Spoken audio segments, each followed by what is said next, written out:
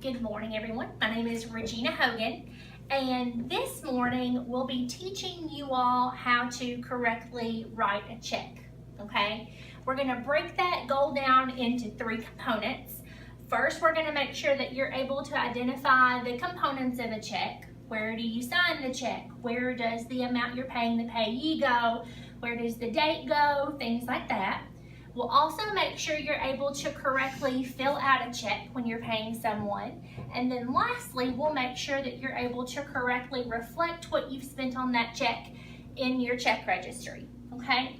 And a check is used to remove money from your bank account. First of all, you want to make sure you've already deposited money into that bank account to cover whatever checks you're going to be writing. And I know Mackenzie, Kendra, both of you have mentioned that you're comfortable with signing the back of a check and depositing that check into your account, but you're a little bit less comfortable filling out a check on your own. This reflects your youth. So hopefully today we're going to remedy that, okay? Now, writing a check is just one of the ways that you can use to remove money from your account. And one of the reasons that checks aren't as readily used today as they used to be in the past are because there are so many other options to do that. Can you guys think of any of those options that you might use to pay someone out of your checking account besides writing a check? Kendra? Visiting the ATM. Yes, you could use the ATM. Mackenzie? I use my debit card a lot. Awesome, and a lot of people do. Those are other ways to do that. And technology has allowed us to also use things like Apple Pay, apps like Square Cash. There are a lot of options like that, but at the very least, you need to be able to fill out a check if you were to have to. There are some situations that might actually require you use a check, or payees that might prefer that you use a check, potentially paying your rent, something like that. So today we're going to make sure that you're comfortable doing those things. And first of all, we'll take a look at the components of the check.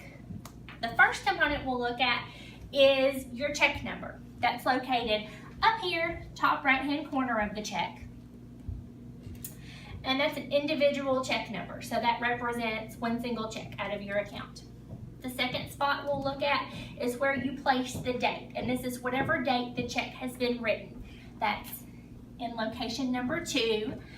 We'll use today, which is May the 9th.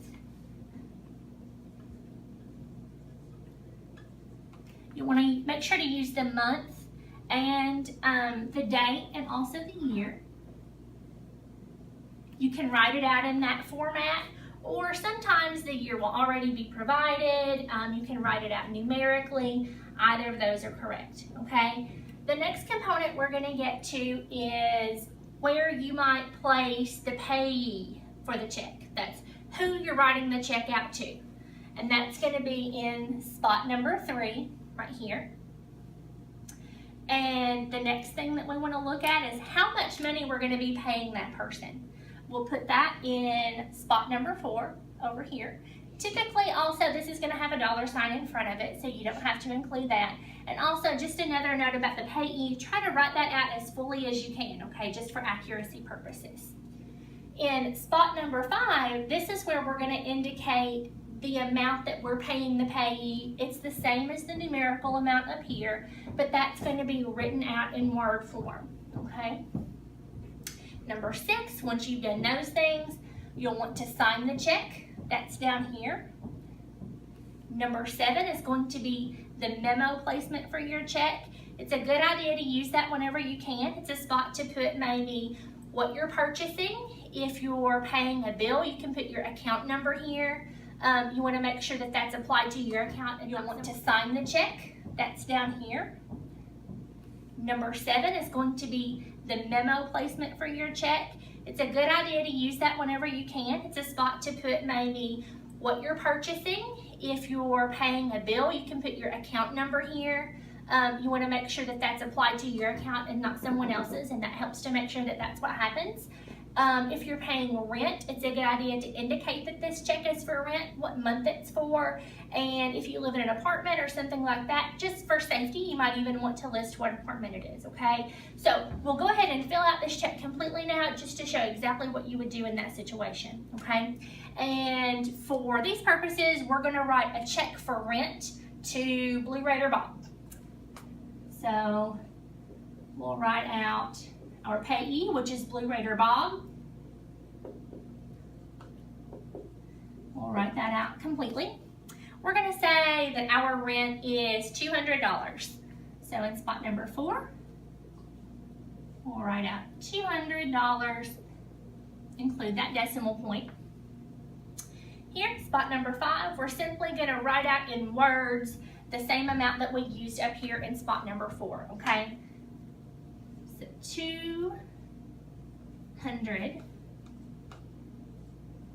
And here's a tip, lots of people that have been writing checks for years and years and years actually do this step incorrectly. Here you want to make sure that the word "and" is placed wherever your decimal point would be.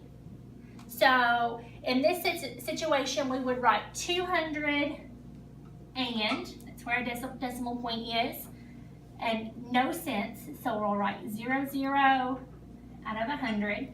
So that's 200 and no cents. We have some space right here, so we want to simply make a line through so no one's able to add any extra digits, numbers, words, anything at the end, okay? But where a lot of people make a mistake right there, if they're writing a check for, let's say, $157, they'll write 157. That's not correct. That would technically be $100.57. So for a $157 check, you would write 157 and 00 over 100, and then your dash at the end, okay? In our memo section, since we said this was a rent check, we'll write rent. It's a good idea to include the month. We'll put May, and let's say we were writing this for apartment 3B, okay? And then lastly, we'll sign it down here at the bottom. This check is written for Jane Smith. We'll sign that. And make sure when you're writing a check, try to use, always use ink, don't use pencil. We'll sign that. And make sure when you're writing a check, try to use, always use ink, don't use pencil, a pencil that can be changed. And for reading purposes of bank systems, try to use blue ink or black ink, okay? And then down here, you don't have to write anything down here. This information is pre-populated. But just so you'll know what this is going to be first year bank systems, try to use blue ink or black ink, okay? And then down here, you don't have to write anything down here. This information is pre-populated, but just so you'll know what this is going to be first year bank's routing number. That helps whatever bank you're depositing the check into understand what bank this money needs to come from. Second piece of information will be right next to that. That will be your account number. That shows which account at that bank this money needs to come from. And then lastly, you'll actually see the check number of this check that you're writing, and this will match whatever number is up here in the top right hand corner, okay? You guys following along? Any questions?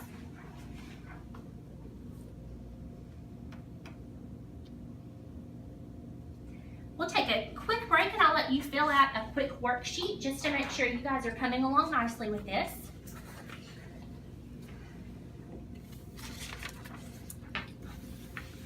The first thing I want you to do with that worksheet is indicate where on that blank check, and it's a totally blank check, indicate where on that check the date should be written. And do that by writing the word date in the appropriate spot. Secondly, indicate where on that blank check you would put the numerical amount of the purchase being made. And you can do that by writing a dollar symbol if you want to in the appropriate spot.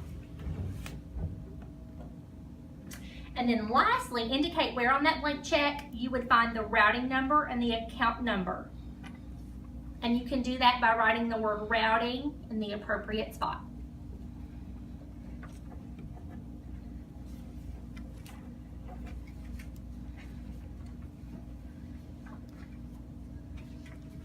job. I can see you all did that perfectly.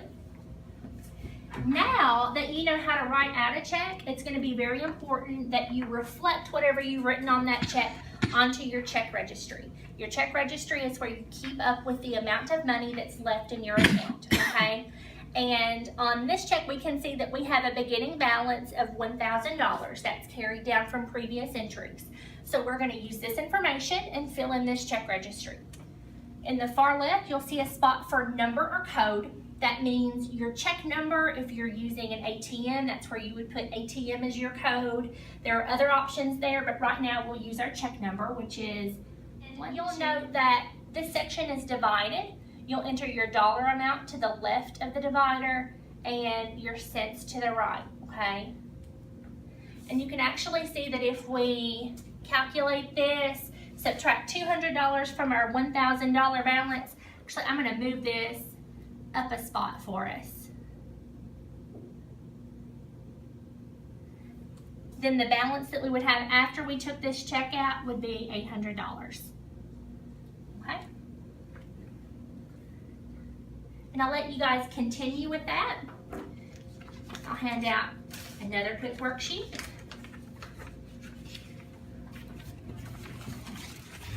This time you guys are going to fill out a check on your own.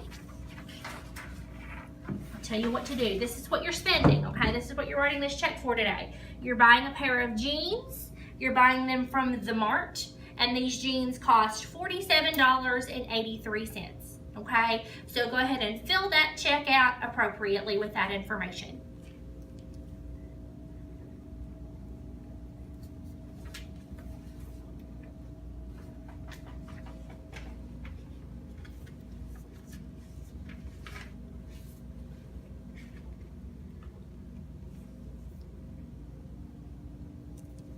You're buying a pair of jeans from the Mart. You're paying $47.83.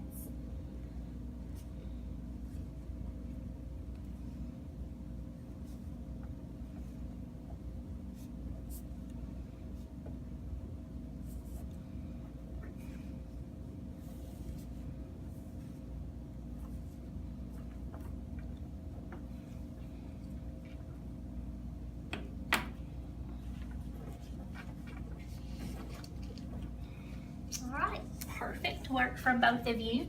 And now use that information from your check, the check that you've just written, and log that onto this blank check registry.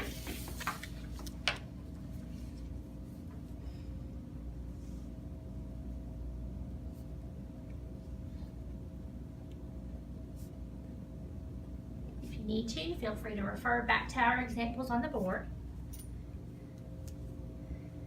And you'll also notice that on that check registry worksheet, your beginning balance is already populated in for you. So when you calculate your current balance, use that beginning balance.